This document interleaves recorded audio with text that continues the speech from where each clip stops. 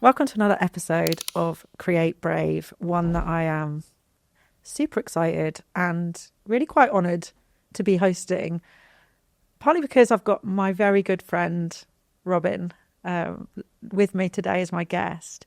But I'm honoured because he's giving me a bit of an exclusive. He's going to tell me his story of the experience that he had on the recent 24-hour track race that he took part in just about 2 weeks ago. And I cannot stress enough what an incredible experience and achievement that was for Robin, and how much that we can potentially learn from what he went through. So I'm really, really excited to really dig deep into that experience and that story. First of all, though, I'm going to let Robin kind of introduce himself a little bit. So he's known as the running accountant on Instagram, and he's also the co-founder with me of High Peak Runners. Plug for High Peak Runners, our running club that meets in New Mills every Thursday at 7 p.m. If anyone wants to join us. And he is probably, in my life, the most running obsessed friend that I have. And that means that we relate on a lot of levels and have a lot of good running chat. So, Robin, do you want to give just a quick bit of background into you, who you are, and your running history, if you like? Okay, yeah. I'm Robin Leathley. I've been running. Well, I suppose my exercise running history started as boring as anybody else's does sometimes, in that it was to lose weight. It was to lose weight for my wedding. And it worked from that respect, but also the personal trainer who took me out showed me the hills that were around where I'd lived. And normally I'd just done 5K on the road, 2.5K there, 2.5K back, not looked anywhere else. Running uphill scared me. Any sign of a hill didn't look like a fun time to me. So when he forced me to look at the local hills where I lived and took me running around on them, and my fitness grew, so did my love for running at the same time. And that just burst the doors open for me, so that my love for plotting a route began then as well, because then I could see how far can I go from my front door, where can my feet take me in the time that I've got. Because I've got a young family, I've got 2 girls, and then Jen, my wife. So it's always very strict, the amount of time that I've got. So I want to maximize that as much as possible and get as far and exciting as I can. And yeah, it's been so about 8 years, I think, since that began, and it's only got further and further that I want to go, because you start to meet more and more people who talk about running and their adventures. And the more people talked about longer distances, the more it blew my mind that people could do that. And the more I was thinking, well, these are normal people doing this, so I want to do this as well. So if that's possible for me, then great, I'm going to try and do it. And it turns out I'm pretty good at it, I think. So I've really enjoyed the races that I could book onto that I never thought I'd be able to do, and the experiences that running has given me since. Yeah. And I love that, because obviously, again, such a hard relate for me. We both live in the Peak District. We're both surrounded by these stunning countryside trails, but also the challenge that the Peak District offers in terms of running, where there is so much to explore, so many hills to discover, and different terrain. Every time you go out, you can do the same route, 3 weeks in a row, and it feels completely different. The weather will throw up something unexpected, or the terrain will be different. And I think that's what those of us that love running in that area really, really do love. And we actually met at our local gym, didn't we, which is called Fitness in Mind in New Mills. And I knew you then as the crazy guy that did the running. and that's kind of how you were known. And obviously that's kind of been about, like you say, about 8 years of pushing. But why do you think that running unlocked for you such a kind of passion for adventure, to the point where it's become, I think you'll say, a really big part of your life? I was thinking about this a little bit recently, actually, and I think I used to play the guitar I still do sort of, for 20 years. I was completely obsessed. It was all I wanted to do. From the age of 13, when my friend first clapped that I'd played Wild Thing really well, when in fact it was horrendous. for the next 15 years. That was all I did. And then that slowly petered out, and I was looking for something, and then running was what I found. I think it gave me that chance to think and to go through my problems when running around the local hills, and the sort of emotional connection with myself was reestablished there, because I got a lot from songwriting, and that's something that running is being able to give back to me as well, in that I could have confidence in myself and that I was proud of something I was doing. Yeah. So it's really important from that. Yeah, you and I have like waxed lyrical about the joys and benefits of running on a weekly basis at our running club, haven't we? We're often just delighting in the joy that it brings us, the confidence that it gives us, and exactly as you've said, that space and time to work through problems and thoughts. And I know that there'll be a lot of people that are able to relate to what you're saying, who listen to this podcast, who are also kind of passionate about running and see it as much more than just, you know, lacing up trainers or getting a PB or seeing what segments you can win on Strava, actually really relishing that holistic and quite deep experience that you have with the process of running and getting out there and what it brings to your life.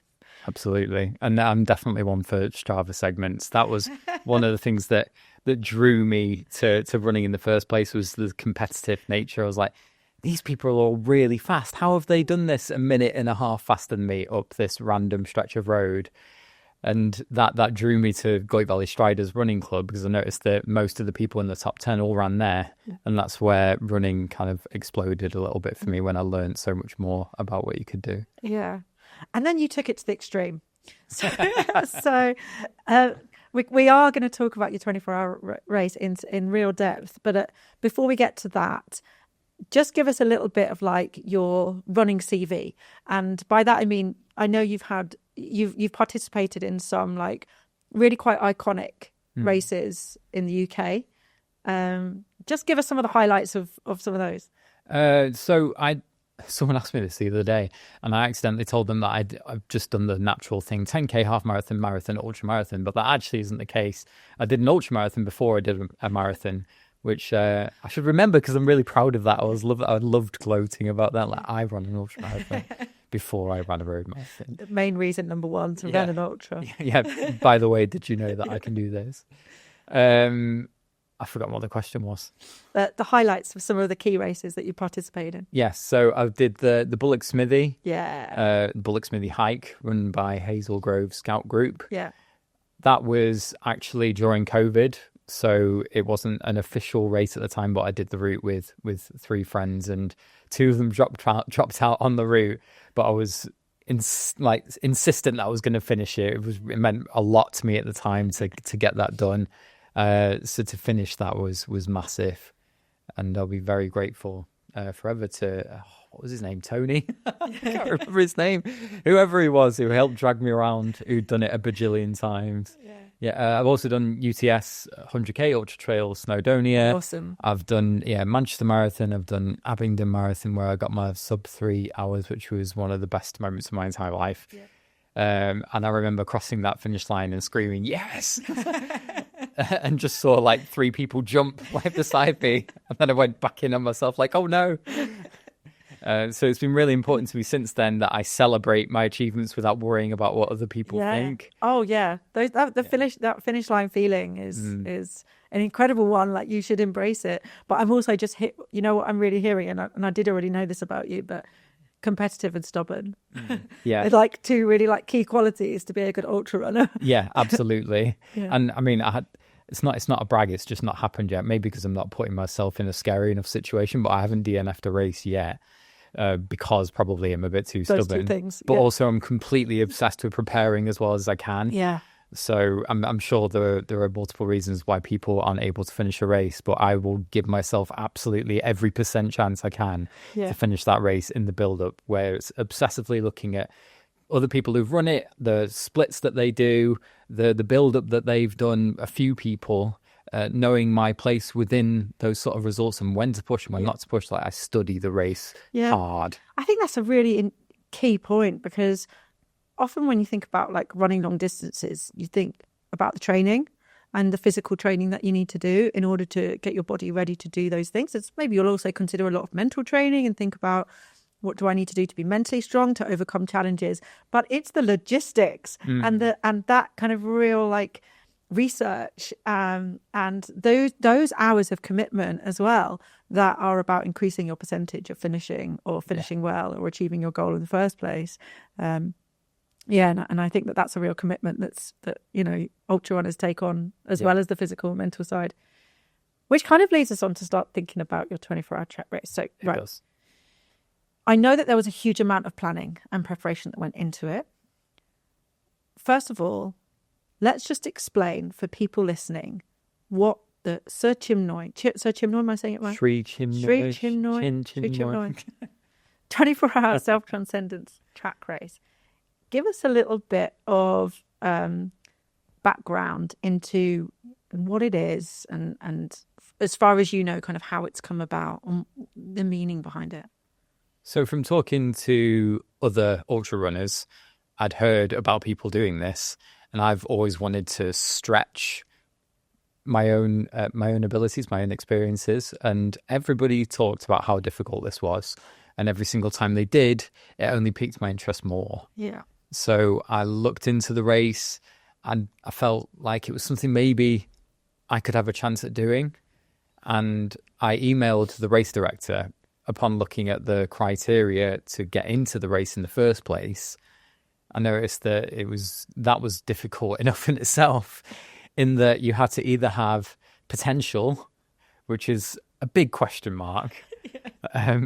So I was trying to plug, like, I've done UTS 100K. I really like running laps around my girlfriend's parents' local park where I did 20 miles. I've got loads of potential. Look at these things I've done.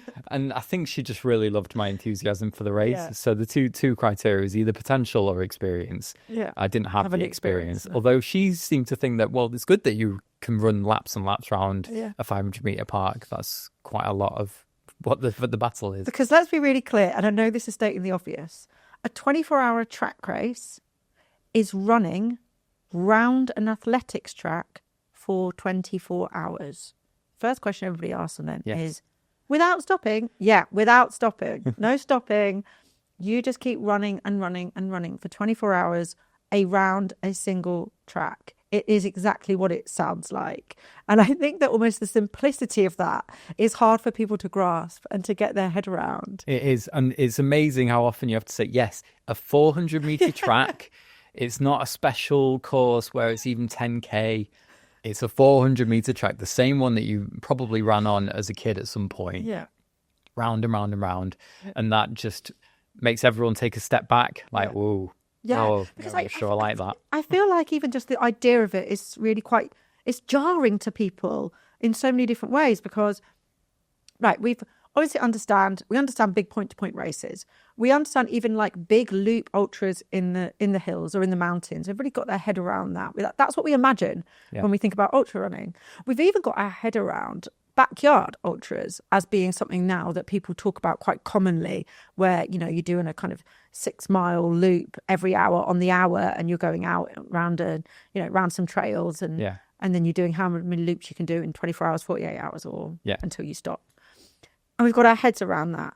But this idea of taking what would usually happen on trails, putting it on a track, and that relentlessness of going round and round and round with no break almost has people like they don't even want to connect with it. No, they shut the book. Yeah. And they throw it away. Yeah. Maybe you should have done that. No, maybe I should. No, but I mean, is that what your experience has been? When you've spoken to people about it in the lead up to doing it? So you sent this email, you went in there with all the enthusiasm in the world, you decided to do it because you heard it was hard, and that's how your brain works. Yeah. Now I want to try it.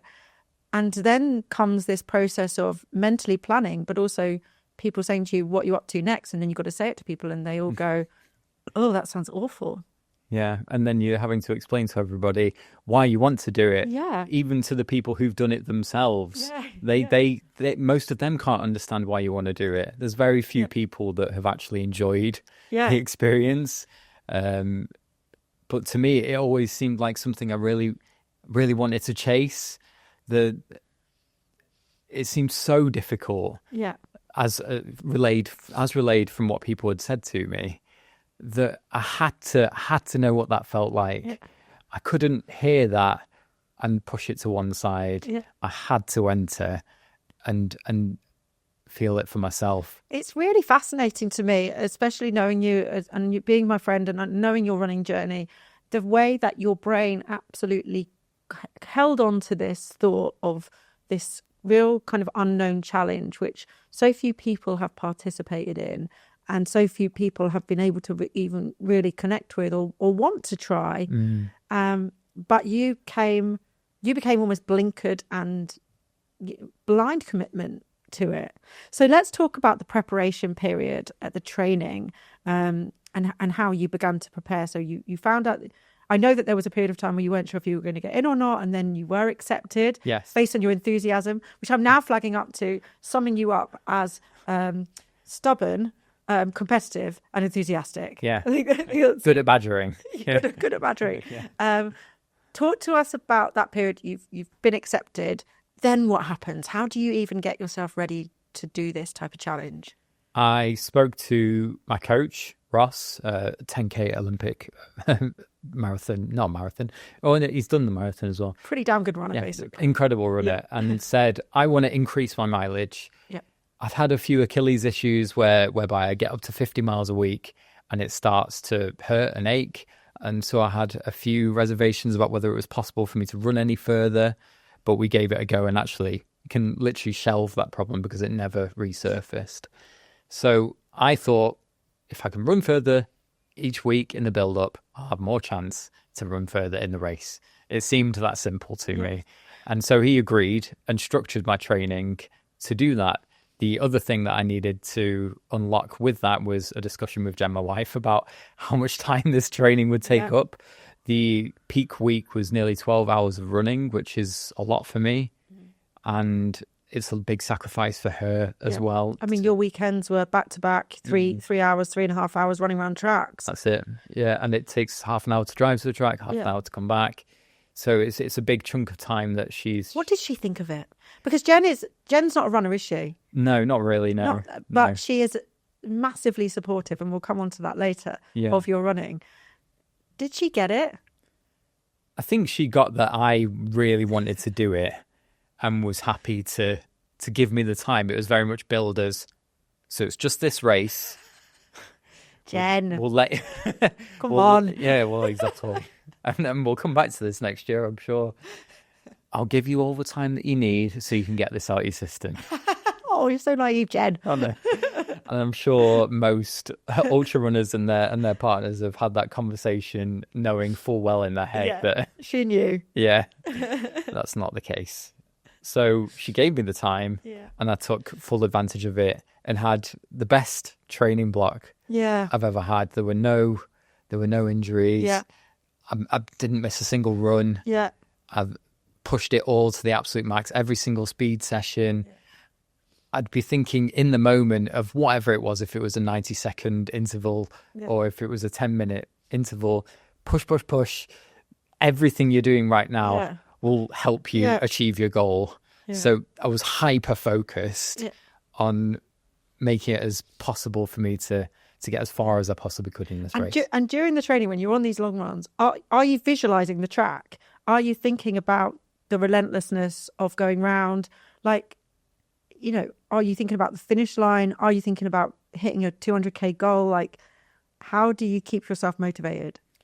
I don't think I really thought about the finish line. Well, there isn't a finish line to start with. You just you drop a beanbag behind you when you're done. But I suppose I was very much thinking of the race the whole time. The more you do this, the quicker your easy pace will be, the easier the race will be, and you'll smash it. Yeah. So I guess what you're thinking there is about this idea in your head of like the hugeness of the challenge. You know that you've committed to that challenge, and so your training is just chipping away at that challenge, just making that challenge something that's more achievable all the time. And I guess that's the chipping away that makes it meaningful. So it's easier to stay motivated in your training because you're like, I'm doing this for future Robin. Mm-hmm. Every week counts. Every run counts. Everyone counts. I didn't enjoy every easy run. I didn't enjoy I enjoyed the long runs and the tempo sessions, to be fair. It's the easy runs that get me down a little bit because I feel like I'm not really getting anywhere with it. But I knew how much it all mattered in one big complete cycle. Yeah. I needed to do everything in order for it to matter because it's the process, Robin, the process. Yeah. Trust the process. Yeah. And what about in terms of like your nutrition planning? How did that factor into this training block? You know, you seem to have nailed all of your runs and your races. You were hitting 100, 120 kilometer weeks, week on week on week on week, back-to-back runs at the weekend. Did you have to think a lot about nutrition, or were you more thinking, you know, I'm just going to play it by ear on the day? Like, it's 24 hours, you know, you've never done that before. No, never done it before. Where did you start? Never ran 100 miles, never ran more than like just over 100K. I started, or more rather Jen started, by listening to Reenie McGregor's Fuel for Thought. Yeah. And then relaying all the information to me, along with saying, listen to the book, Robin. this matters. Yeah. And I knew that she's literally like the top tier nutrition advice for especially this, because she's on the 24-hour sort of medics team. She goes to the World Championship. She knows, she sees firsthand what these people need. Yeah. And what's most important. So Jen read the book, did all the research, and then helped you to kind of put that plan together. Yeah. And we can come on to how that plan played itself out on the day. Yeah, exactly. Yeah. In fact, let's start talking about the day. Let's get ourselves to the start line. So I was part of your crew. Yes. And there was 4 of us on crew.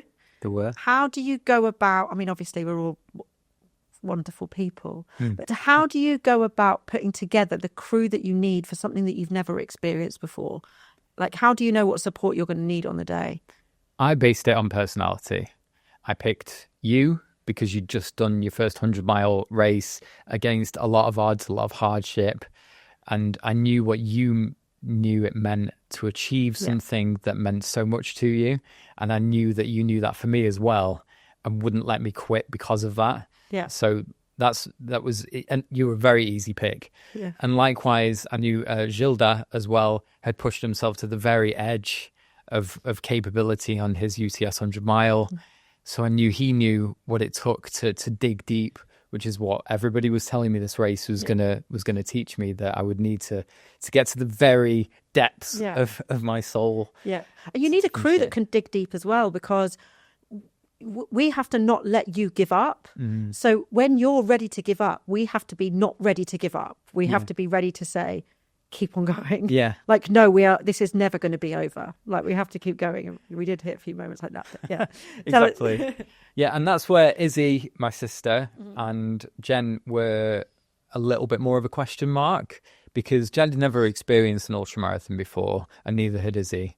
And they both care for me so deeply about wanting to support me and get me to, you know, whatever I want to achieve, that when I hit one of those low spots, it wasn't really obvious how they were going to cope with that and whether they would want to pull me from the race or not. Yeah, it's so hard. And I think we had a conversation about it, didn't we, prior to you starting the race? Like, you know, Jen, you're absolutely wonderful, wonderful wife who supported you through so many things, and sometimes she'll have known you to go off and do an ultra before, but she'll see you at the beginning. She might see you at a checkpoint along the way, and then she'll see you at the finish line. And then you'll tell her the story and you'll tell her the experience. But, you know, she never really knows the depths that you might have gone through, or the fact that you might have cried at mile 70 or wanted to quit or had those kind of feelings and emotions. She'll just see you at those checkpoints. It must have been so hard for Jen and for your sister Izzy to watch that happen in real time in front of them, and know that the right thing to do is to allow you to keep going, even if you didn't want to. And that's a real emotional toughness and resilience that they were able to show. But you also appreciated was going to be testing for them. Yeah. And it was the emotional connection with them Yeah. that meant that I wanted them there. Yeah. Because that sort of like deep care Yeah. was something I wanted on the sidelines to motivate me to keep going. Yeah. And also Jen said, you have to finish this race. Yeah. You've spent too much time training for it. even if you have to like drag a leg round for 12 hours, you are finishing it. I know. I think that you might have had this idea that Jen would be like, "Oh, my poor darling husband, like I'll pull you from the race," whereas actually she was like crew chief, like, "Get out there, someone chuck a salt tablet at him and keep going." Exactly. Yeah. So unfortunately, she was the perfect crew chief. I say unfortunately for her, because I'm gonna be desperately trying to get her to come to every other one that I do in the future now. Yeah, she was absolutely incredible, and the whole crew. I think we've existed in this bubble, all of us together, really wanting the same goal, and it's been a really, really special experience to be a part of. But let's take you to the start line. You got there, you arrived at Battersea Park. I know you stayed over the night before, so you had to kind of prep yourself mentally and have your carb loading breakfast. Yeah. Like, what does that morning feel like? Because a lot of ultras start very early in the morning, 5, 6, 7 o'clock, and you're up and out. But this one started at 12. So you kind of had that slow morning to adjust and to think about things and to prepare for a really, really big chunk of time being out there. What did it feel like before you started? Honestly, I was really excited. Great. I was up until about 10 minutes before the start line. It was nothing but excitement in the build up to it, which I'm really grateful for, because you can go really in on yourself and get super nervous and feel sick and ill, and that can actually have a real impact on you. So it was nothing but excitement. Yeah. That's the confidence of training. Like, you've done the work. Like, this is as good as it's going to get. Just got to get out there and people kept asking me like, "Oh, how are you feeling about the race in the build up?" And I would always just say 3 things like nervous, excited, ready. Yeah. And I love that. Ready. Yeah, ready. That's ready. What an amazing feeling to be going to a start line feeling ready. Yeah. Because there's always that's what the killer, isn't it? The little niggle in the back of your mind when you feel like, oh, I should have, woulda, coulda. I should have done more strength work. I should have done this, or I should have, I should have sorted my nutrition strategy out. But going into that ready must have felt really amazing. And then, I know this is going to sound really stupid. We're not going to go through it lap by lap by lap. But what was the first lap like?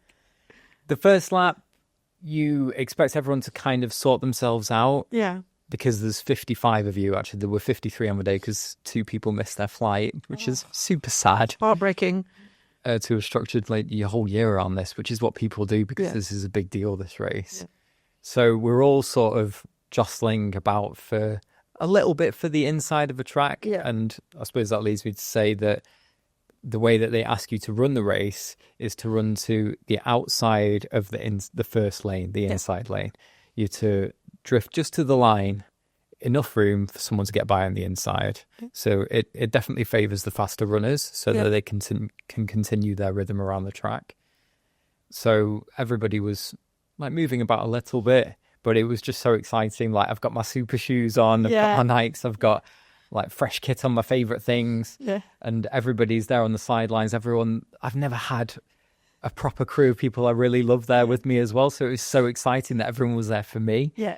So I was like, oh, I'm here with people, something that I've worked for so long, and they all get to experience it with me. Oh my gosh, I can't wait to like just get round more and more laps and sort of high five them as it keeps going. Yeah. I definitely,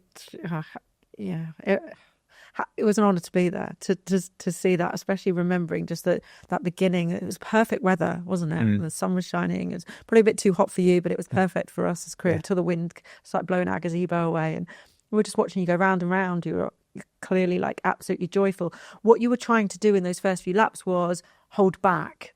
Was that challenging? Because you have to pull back your pace. You've been training a lot of speed and tempo work.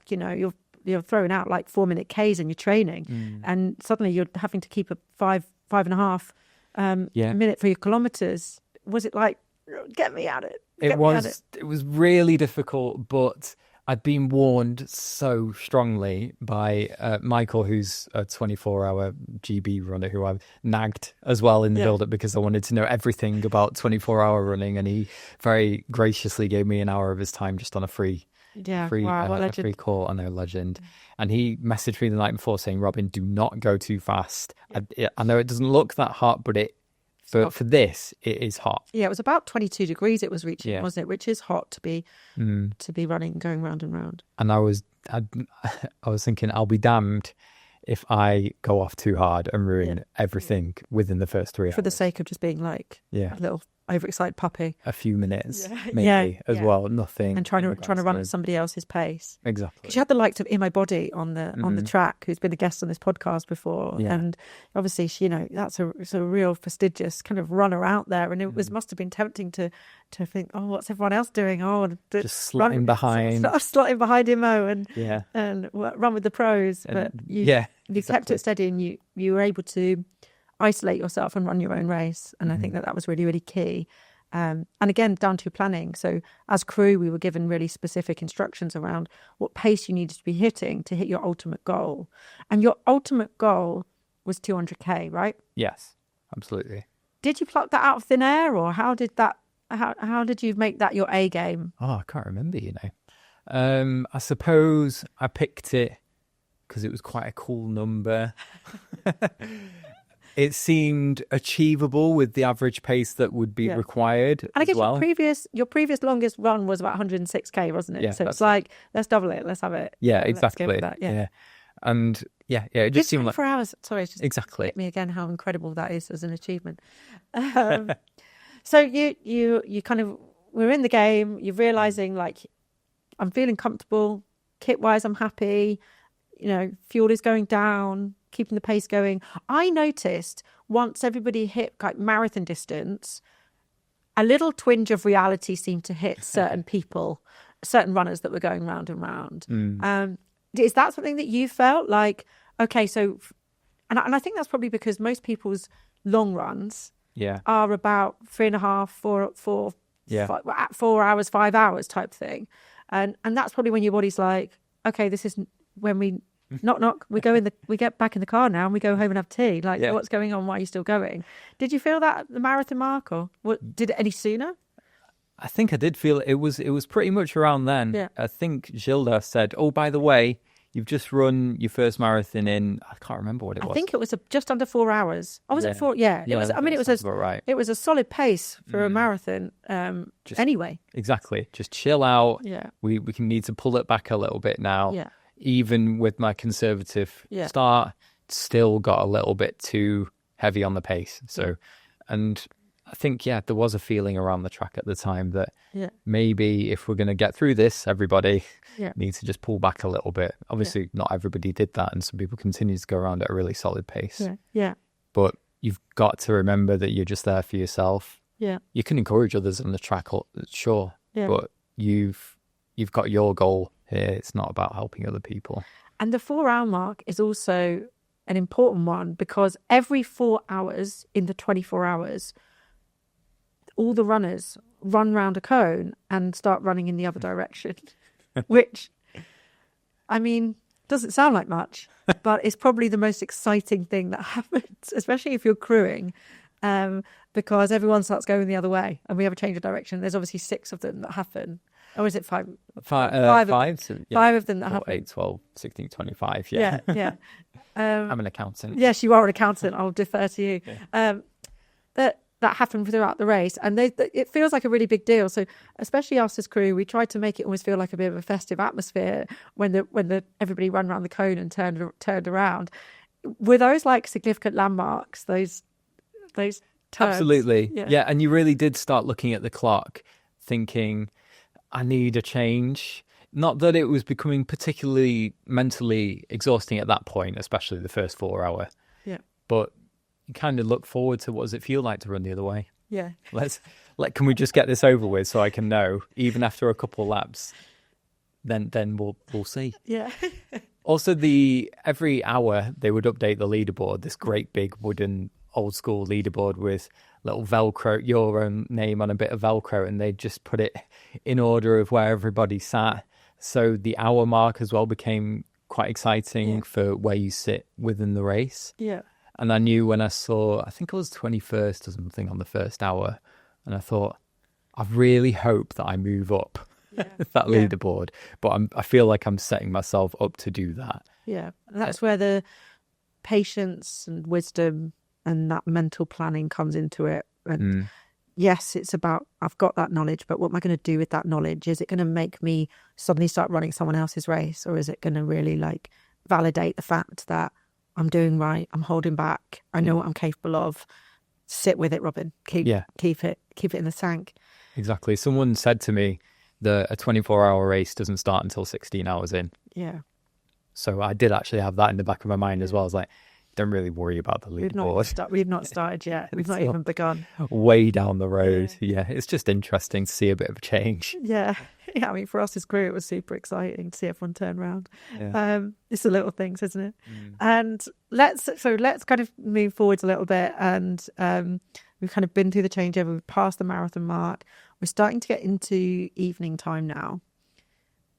That's obviously when your body clock is starting to say, like, no, it's time to stop, or you're tired, or you're hungry. Yeah. Was there a time when you started to move into the night where you kind of hit you like, we're in this for a long time? Because you've not even hit 12 hours yet. I mean, midnight is halfway. Yeah. 8 o'clock, and you've been running for 8 hours, and you're a long way off halfway. So far. Yeah. So far off it. Yeah. Especially when every long run that you've done in the build-up is sort of 3.5 to 4 hours. Yeah. It's still miles away. Did the immensity of the time hit you at any point, or were you having to battle your brain to say, keep hearing this lap, keep hearing this hour, keep hearing this 4-hour section? Yes, it did. And I knew that I just needed to keep changing things. So at the time I was listening to some short history podcasts, but they turned out to be very bleak with running round and round and just listening to people talk about a bit too much death. Right. A lot of people died in the old days. So I switched it to music, and that was helpful for a good while. Yeah. And then eventually I switched it to Harry Potter, and actually that got me into a good rhythm. Yeah. Just listening to the tales of Harry and Hogwarts. Yeah. And was that about disassociation from what you were doing? Were you, when you were listening to Harry Potter or any of your podcasts, were you trying to remove your brain from the monotony of going around the track, or was your brain forcing you to be engaged in the moment and feel every step? Yes, because at that point the brain is starting to knock on the door and say, this is rubbish, we don't want to do this anymore. You don't have to do this anymore. You can go and sit down. Your wife is over there. Yeah. She's just bought a pizza. Exactly. Doesn't that look nice? Yeah, so you need to really distract it. Yep. And push it to one side. And I've been told that you need to be ready to answer all the horrible things that your brain is going to try and convince you to stop. It's going to try and convince you that you've done well enough. Yeah. That you don't need to push this hard. Like, what does 200k mean anyway? It's just a difference you How make. are you responding to that voice? Like, what are you coming back with? Because I can totally imagine that being like, you know, you're the voice in your head that's trying to look after you and be kind to you and protect you, and then you have to shut it down and keep yourself moving for such a long time. Like, what do you say back to it? Honestly, I think it started to beat me fairly early. Right. Even though I'd thought that I'd come up with decent enough answers, like, you've worked for this, you deserve this. This is going to be such an incredible thing for you to achieve. You can do it. And quite early on, I was already thinking, well, finishing the race is really all I want to do. Yeah. When actually it wasn't. I wanted to run 200k. Yeah. Or at the very least run 100 miles. And there was one point where I was thinking, like, well, I don't even need to run 100 miles. I can just finish the race. So it's mad how you concede so quickly. Yeah. And I think the monotony of going round does contribute to that. Yeah. Which is why I was desperately just trying to distract it and just stay focused on my pace every lap. I was really honed in on my pace for almost the entirety of the race. I didn't ever tire at calculating it out. I was forever doing sums in my head. Yeah.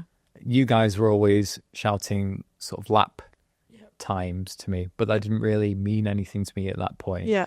And although I'd slowed to, at one point you told me, do 230s per lap, and I'd slowed to exactly 230s. And then you proceeded to go 229, 231, 230, 220, and we were all high-fiving each other like, we've done it. We've programmed the computer. We've turned him into a robot. Like, we've absolutely nailed it. And then you did sustain that for a period of time, and that was like, wow, we've really got this. Like, we've got him measured. We're keeping him fueled. We've turned him into a machine, and that's what he needs to be for this. Because I was thinking like about other ultra races, and particularly the way that I approach ultra is the next checkpoint. Oh, it's 12 miles. There's two big climbs. That's all I've got to get through. I'll get to the next checkpoint. And you do that and you break it down in that way. There is none of that. No. There is no, I mean, yes, you do the 4-hour turnaround, but there's no respite. It's like 5 seconds of glory as you turn around and then you're like, oh, I'm still on this track. Yeah. And there's no breakdown. It's relentlessly answering that voice, because obviously I hear that voice and I always say, yeah, I know, but we can just get to the next checkpoint and then see how we feel there. That's a good way to trick it. Yeah. You couldn't even trick it. You had to fight. And that's so much energy that you acquire, mental energy to constantly fight. Yeah, constantly fighting. Because it's not going anywhere. The scenery's not changing. No. And actually, you do actually begin to focus on the 4-hour turnaround. Yeah. And I remember sort of breaking it up in my head as like 5 to 8 hours, 9 to 12. Yeah. And one of the things that I should have mentioned was it is quite nice when you finally see someone's face that you've been running behind for so long. And then there's a moment between all the runners where there's a few high fives being thrown. Yeah. Like, well done, you're doing great. Yeah. So it does revive you for just 5 minutes. A lap. Yeah, a lap. Yeah, probably just a lap. Yeah. But yes, you do focus on the 4-hour turnarounds. Like, just get to that next point and then it's another chunk of the race done. So for anyone listening now, they're probably thinking, well, that's all gone rather well. That's all gone pretty smooth. But I know, because I was there, that things didn't necessarily stay that smooth and that straightforward, going round and the turnaround, and we're going into the night. Let's just talk about what happened during the night. Talk us through it. Okay, so we got past halfway. I've been running with the guy, Jack, for a couple hours, probably, maybe even more, to the point where we would swap a couple laps on the outside of the corners, just sort of trade. We felt it was a worthy trade-off for the conversation of distracting us in the race. And that really worked for ages. Yeah, you were an absolute partnership. And shout out to Jack, because he came third in the end. Was it third he came? Yeah, he came third. Yeah, legend. And it was really nice for us to see the two of you locked in together, and we could see the benefit that you were having to each other. But then I became too reliant. Yeah. I realise this now. I didn't realise it at the time. And you were desperate to get through to me that I was wasting too much time waiting for him. And I was just... I couldn't see any other way around it. Like, I need Jack. I need him to get around you this. were very much locked in together, and there was so much good that came out from that. But then what it was doing was preventing you from having the clarity about what your race was, and you and Jack had different goals, and potentially were running at different routes and ways, and he was a lot quicker than me. Yeah, but he came third. Yeah. Maybe you should have stayed with him. Yeah, maybe I should, yeah. But actually, I couldn't keep up with him in the end, and I was starting to slow off the back of him. Yeah. And maybe I'd just, as you say, I'd fallen a bit off my plan, both pace and nutrition-wise. Yeah. I'd become too distracted, which is baffling, really, because normally it's the type of thing in an ultra that you seek out, is to buddy up with someone like you did with Nick on the South Downs Way. You can get so much value from that. And I did, but to a point where I didn't see where it had dropped for me. Yeah. And that I was actually making my race worse now rather than better. To the point where I eventually got to 100K, and Jen told me, oh, you've done it. You'll hit 100K at 10 hours and 50 minutes. And I remember at the time thinking, oh, great. That's fine. But actually for the 200K goal you were tight. And the drop off. It was getting to the point where, we were very in fact, I remember we had a crew discussion about whether we tell you, because we didn't want you to go away and do the maths in your head and think 200K is slipping away, but also who should tell you. And it was definitely decided that Jen should be the one to tell you, and she wasn't going to tell you. And we all discussed this, because this is the way we were managing you. We were trying to manage your nutrition, your kit, and we were trying to manage your mental state, and about how much information we were feeding you with and how you would interpret it. And she very clearly decided that she was going to tell you and let you work it out and see how you responded. And we were hoping that you would respond and go, right, okay, switch into gear. If I'm going to hit 200K, I'll do the rest. But actually, she said, you're about to hit 100K, and you went, yay! And then carried on running. We were like, oh, that didn't work. We're going to have to find something else to tell him. Like, Robin, we need to focus on the plan. Yeah, like your A goal is slipping. Your A goal is slipping. But we didn't want to say to you, your A goal is slipping, because we wanted you to come to that conclusion. So get us to the depths that I know we reached. So I think it was 125k that I got to, and I think it was probably maybe 5 or 6 laps before that I eventually separated from Jack and said, this isn't working for me anymore. And he said, great, let me know if you want to chat later in the race. Have a good one. Yeah. And it's not like you're really going that far from each other. No. Goodbye forever. And then put the music back on, started picking it up for the laps. I was like, okay, I can do this. Let's pick it back up. And that was working until I got cramp in my leg. And then suddenly I tried to sort of hobble it off and then just pull back the pace, cramping again, pull back a little bit more. This is too slow. I can't run on this. So got back to you guys round after that lap, and Jen did a bit of physio. What are we at now? Are we like 2 a.m. type situation? I can't remember what time it is. 25k. Probably sort of, maybe 1. Maybe 1 a.m. Yeah. And it was cold. It was very cold. Dark. We all immediately thought salt. That's what people need when they cramp. Yeah. Let's give them loads of salt. Yeah. And she kicked you with the massage gun, did she? I think she just generally punched you back of your calves. Yeah. She told me that. Oh, it's loosening now. It's loosening, but actually, she told me later that she wasn't sure that she did anything. She just heard someone say that before. Yeah, I believed her. I did as well. I was like, wow. Yeah. Well done, Jen. Oh, it's worked. I'm healed. But then I couldn't pick up anymore. I knew that I needed to be running around 6:20 per kilometre. And I could barely get under 8 minutes per kilometre. Yeah. And I was really conscious and worried at that point that if I push too hard to get back to that pace, I'm going to cramp again and my race is going to be done before I'm not even going to finish. Yeah. Like there's not about pace not about distance goals anymore. This level of injury could put me out of the race, and that was the last thing I wanted. So I held back from pushing too hard on it and just did what I could to move around the track, and things just continued to spiral from there. Yeah. And then we were starting to get really quite concerned about you. Just the 200 goal pretty much was off the table for us in terms of crew expectation. We had numerous WhatsApp groups that we were trying to manage you, and then you had other friends as well who were watching your progress online, and we were kind of, it's really, really tight. It's really tight. And was there almost like a sense of like relief when you started to feel it slipping away? Because then you were like, okay, now I just have to default to B goal. And B goal is literally just keep moving around this track. Yeah. I haven't got to worry about my A goal anymore. Yeah, absolutely there was. I can relax now. Yeah. Thank God I don't need to push that hard anymore. Yeah. Yeah, and that's the brain winning again. Yeah. Because it had a perfect excuse. It did. Oh, I got cramp. The story I'm going to tell everyone is that I got cramp. I did 125 kilometers. I ran till 3 a.m, and then I got cramp. Oh, well, what can you do? Yeah. But I still finished, and that's the story. That's what we'd all be sat here saying, and everyone would say, well, that's understandable. You got cramp. Yeah. Well done for finishing. Well done for finishing. What a hero. That'll be great, won't it? Because everyone will still say well done to me. Yeah. So I'll still get the praise and acclaim that I see. And I still finished, and that's what I wanted to do.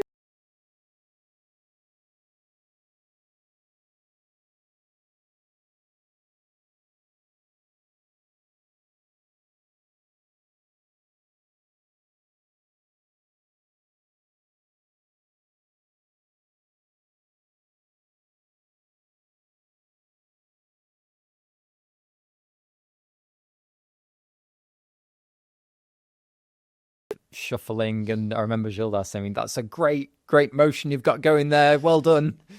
I knew it wasn't, and I think we'd all completely lost the plot by that point. You look really good. Yeah.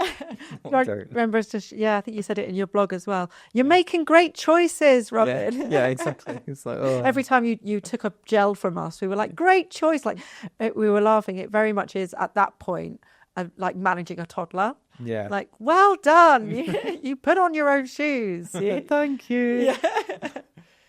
Oh, absolutely. And at that point, I even lied and said that I was feeling a bit sick. That wasn't even true. Right. Wow, it's all coming out. Yeah, wasn't true at all. I was just coming You were up just with another banking those excuse. excuses and Yeah. that validation that, well, I'm not going to get there anyway. Now I'm going to look for reasons why. Exactly. Yeah. So I'd stopped and went for another wee, which had just been happening all the time at Yeah. that point. Yeah.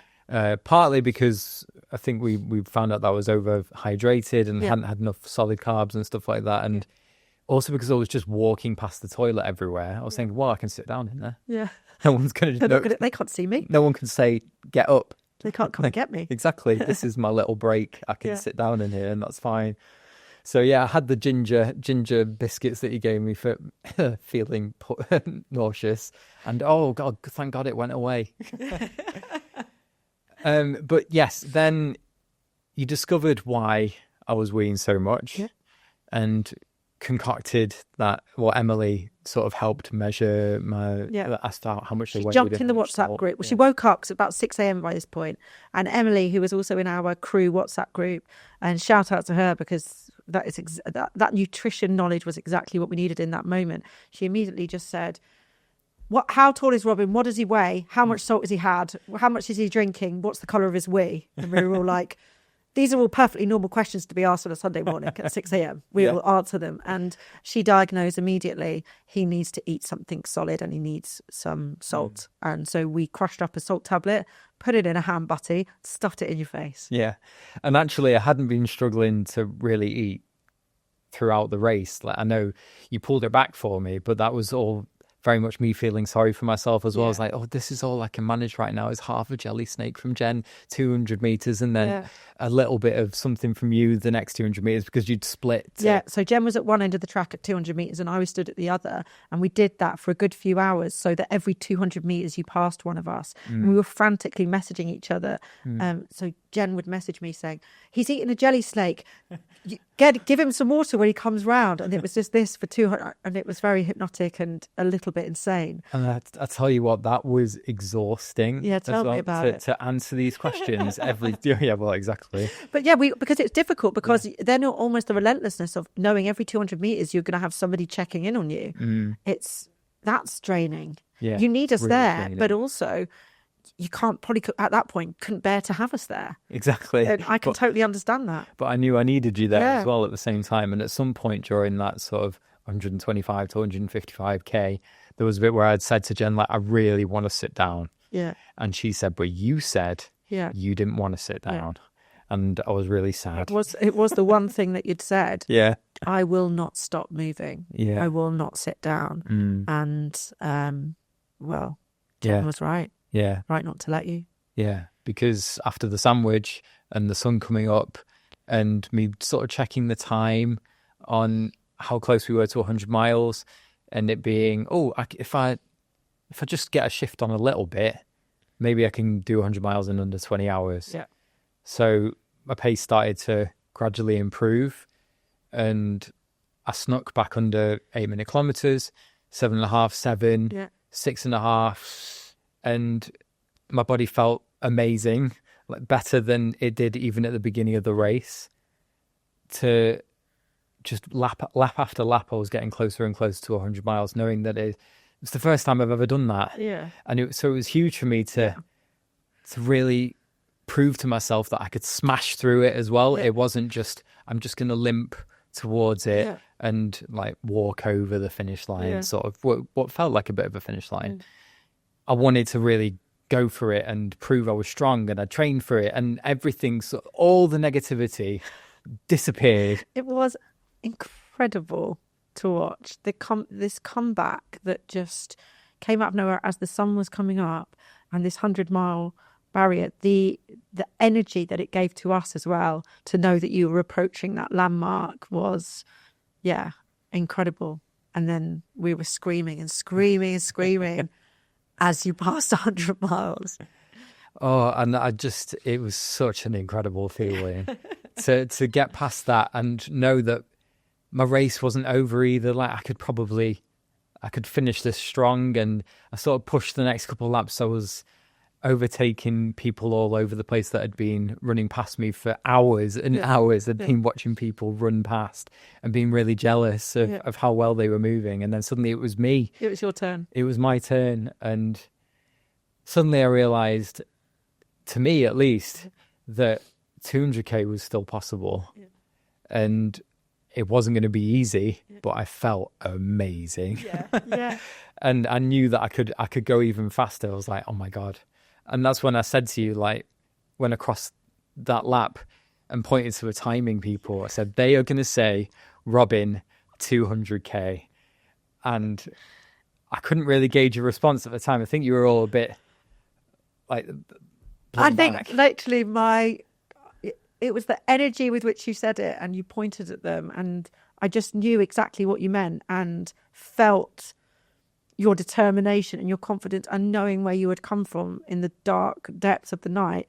I legged it back across the field, back to our camp, our little crew camp, just screaming, 200k is back on, it's back on.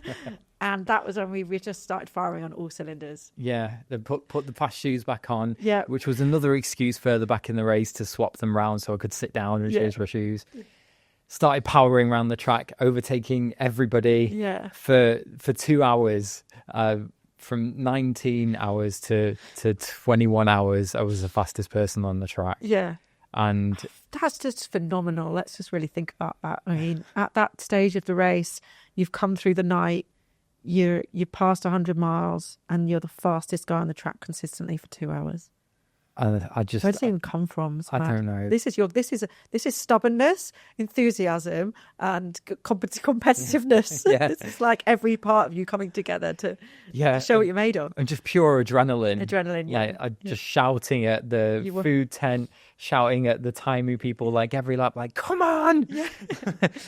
It was just exploding. It was, with excitement.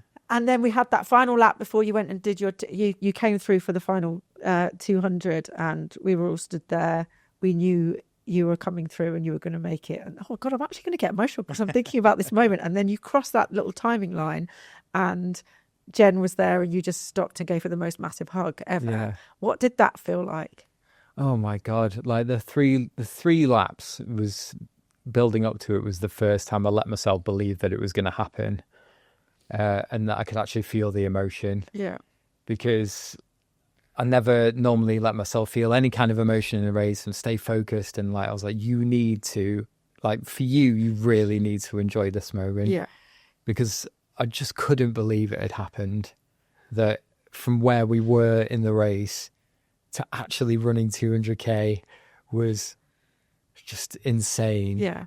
Absolutely insane. So to finally cross the line and just that was my race done. Yeah. And just it was so nice to hug Jen, and I'll be forever grateful of the video that Izzy did of that, because I can just watch back and feel the moment every time. It's just it was unreal. It was an incredible feeling. And I think it was just so clear to everyone, the spectators, the other runners, us as crew, just to see what it meant to you and to Jen as well. Like your whole family had put so much into this, so much fear for your welfare and so much care and for support for you to achieve your goal. And you hit it, and you hit it with 14 minutes and 40 seconds left on the 24-hour clock. Yeah. Which is... talk about perfect planning. I mean, this is like the most perfectly executed race, really, in terms of getting there and achieving your goal. You had a couple more laps, which you just used to soak up the atmosphere. Yeah. You must just that. Those really were almost like your cool down. Yeah. It didn't matter after that, did it? No. You were just waiting for the clock to run down, and then the clock runs down. And as you said earlier, you drop your bean bag. And that's where they measure your final result. And you toppled like a domino onto the floor. You just very carefully. Your body just crumbled like onto the floor, and that was it. What does it feel like to stop running when you've been running for 24 hours? Amazing. Absolutely amazing. To finally lie down on the track when you've been thinking about it, and especially the last 2 hours, you're really thinking about it. I've still got to run for 2 more hours. And oh my God, I can't even stop because I won't reach 200K unless I keep going.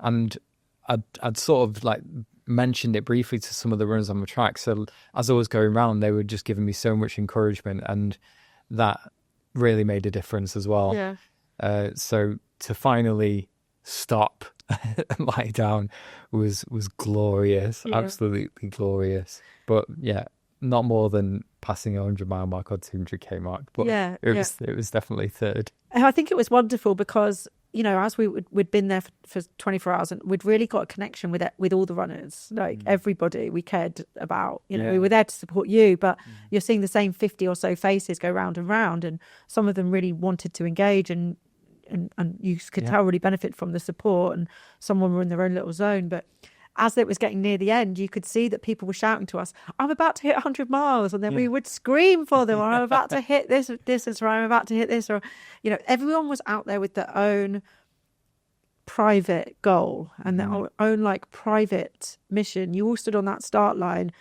and signed up to this crazy event for your own very deeply personal reasons.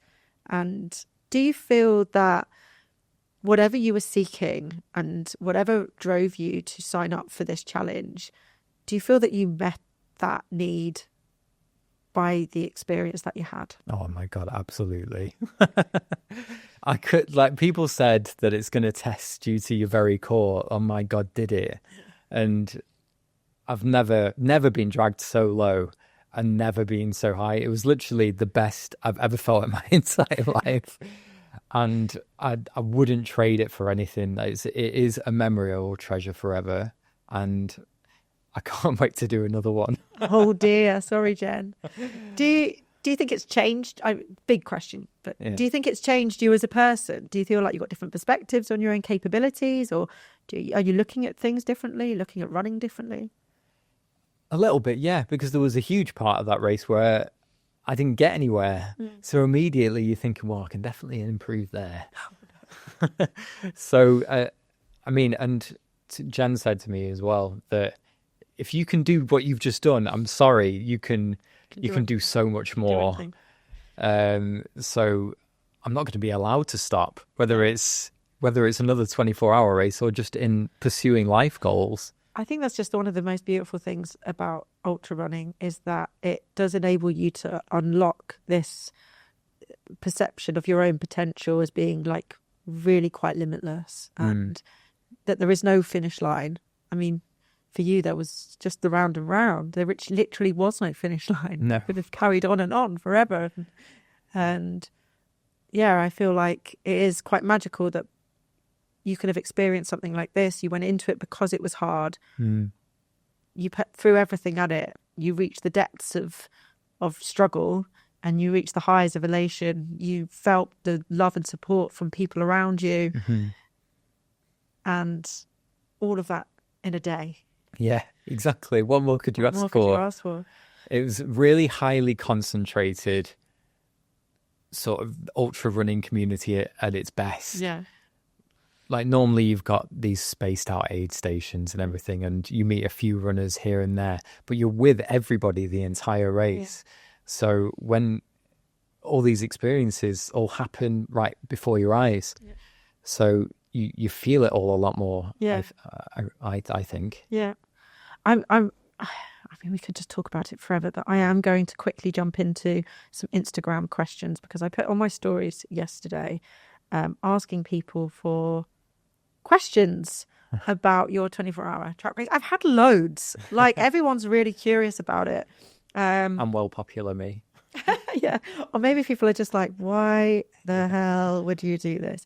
I'm going to just have to pick some of them because we're running out of time. But Peter from our High Peak Runners has said, did you fall asleep while running? No, I didn't. Did you want to? Did you feel like you'd like, or not to say fall asleep, but did you like, almost like sleep run? Oh, no, I was always far too present for that. Yeah. There was no time to be sleepy. Yeah. There was a lot going on, and you were seeing us every 400 meters. Yeah. Which part of your training drove you round the next bend? He might mean drove you round the bend. Yeah, the easy running. I said the easy running was driving me crazy. Like the extra distance I have to do after high peak Oh, runs yeah, on that's a probably the worst Thursday. bit. You I had said to just do an extra 8K, but that was the worst 8K of my week. Steph, also from High Peak Runners, has said, in your darkest hour, what was the one belief that got you through? Jen. Oh, Jen. Is that just Jen saying you better get this done? You can't sit down. You can't sit down. I knew I couldn't fail with her there on the track. Yeah. Both because she would be whipping me around it, but also because she knew how much it meant to me. Yeah. I knew that she was a witness to your passion and commitment for it. And it was almost, I guess, like she's holding a mirror up to you. Like exactly. You look at her and you know she's the evidence of everything that you've been through. Yeah. Guy from Function has said, the two things that surprised you the most. Running around the outside, letting people come on the inside of the corners and you having to move to the just outside of the corners. That extra distance, although minuscule, is a pain in the arse. Yeah. And that really grinds you down over time. Yeah. I think that those type of things I'd have to really manage my own rage in those instances. Yeah. I think, it's such little things, isn't it? Yeah. Kate from Run Ultra has got a couple of questions for you. She's your co-host for the Run Ultra podcast. What will you not do on your next attempt that you did this time? No, she's just presuming you're going to go again. But then she does know you very well, doesn't she? She does, yeah. And she's always encouraged me to do these crazy things. What will I not do this time? I will not consume one single salt tablet and keep the information to myself that I probably should be having too. Yeah. Yeah, you didn't fully disclose all the information to your very supportive crew. We didn't quite have all the information that we needed. I will not self-sabotage. No self-sabotage. Yeah, okay. Great one. She also wanted to know, and I think this is a great question because you had advice from some incredible ultra runners, like how you even got. In fact, you had advice from Ian McKellen as well. Yeah. Let's not go there. Yeah, I had so much great advice from some awesome people and runners. But what was the most helpful piece of advice that you had? Oh, actually, I don't know if you can say that on this podcast. Oh, can I? Yeah. Dolly Stables saying, "Don't be a cunt." Yeah. I tell you what, that really did motivate me around that. Just go round your head. I cannot let Holly. Yeah, absolutely, it did. Yeah. This is from Hannah, who's Project Salt Run. Yeah. And she's doing the 100 marathons in 100 days across India. She's been on this podcast before, and she's off there in 19 days to start her challenge. And this is probably really a good question for her because she wants to know, at what point did the pain cave hit and how did you prep for it? So we've talked about the pain cave. We know what you went through in those dark hours in the night. But did you do anything to prepare for that pain cave that you were able to use as a bit of a resource? I didn't expect the impact of running around the track to hit me quite as hard. Yeah. And after a while, that really took its toll on my legs. And actually, I probably should have done more strength training. Yeah. I think that would have helped prepare me for that a lot more. But I couldn't have prepared for it because I didn't know it was going to happen. Yeah. You can only do what you can do. Yeah, exactly. That's good advice for Hannah. Yeah. Hannah, you can only do what you can do. Yeah, just make sure there's no nagging doubt about whatever you're coming up against. And my final question will go to my twin sister, who's asked, I think, the most pertinent question that people will want to know the answer to. Did you get dizzy? No, I didn't get dizzy. And because 400 meters is actually a lot longer than you think, especially after a while, it starts to feel a lot longer. Yeah. So no. But you did have the joy as well of the turnaround. I did have a joy of a turnaround, and you did start to say to each other, "I much prefer this way around." Yeah, I mean, I personally had my favourite way round that you were all going as well. I don't know why, it was all totally random. We were all in this very strange little bubble for a period of time, and we're joking. We still got the WhatsApp group very live, haven't we, between the crew, and we do all miss each other, and we miss that feeling of all being in it together. And it was a very, very special thing to be a part of. So I'm hugely grateful to have been able to be a part of that experience, and to see you achieve what you achieved in the way that you did was astounding and inspiring and just brilliant. And I want to wish you the most congratulations for everything that you did, the training, the prep, the planning, the commitment, the stubbornness. It's really iconic. We always kind of ask one question. I should have prepped you on this at the end, but obviously the podcast, sorry, it's called Create Brave. So it is about courage, and I wondered if going through this experience has made you think about the meaning of being brave, and the digging deep that you needed to do has made you had a perception about what it means to be courageous. I do think it was pretty brave. I'm not a very good supporter of myself in quite a lot of ways. I'm always far too hard on myself, but that was part of the moment of crossing the 200k that I've never been more proud of me, and for making it and for pushing that last few hours, like just so hard to achieve the dream. So yeah, I think that was pretty brave. Yeah, it really was. And I am so proud of you. I know that your family are so proud of you, and you've got many, many friends in the running community who are extremely proud of you. And I know you will be going on to do more of these, won't you? And this is something that you're going to be exploring. And yeah, I only hope that I could be on the side of the track supporting you in the future epic, crazy, insane track races that you're going to be a part of. But in the meantime, thank you so much for coming onto the podcast. Thank you for being my friend. Thank you for inspiring me. And yeah, that happy running. Thank you. Thanks for having me. I really enjoyed it.